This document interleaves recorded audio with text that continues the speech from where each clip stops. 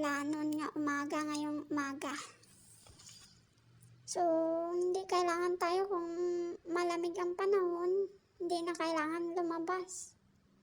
Hindi na kailangan pa natin lumabas at maghanap buhay kasi wala tayong isasaing pag hindi tayo maghahanap buhay. Katulad nito, maulanon nga umaga.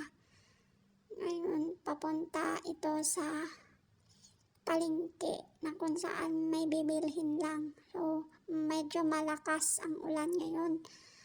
Gawa na masama yung panahon. So,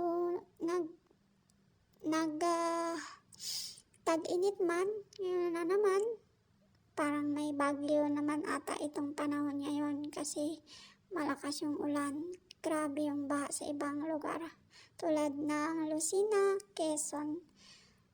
Malakas yung ulan doon sa kanila. Dito medyo makuan lang yung ulan pero babaha ng kaunti lang ang pagbaha. Pupunta tayo ng palengke para bumili ng mga pangangailangan para sa tanghalian para may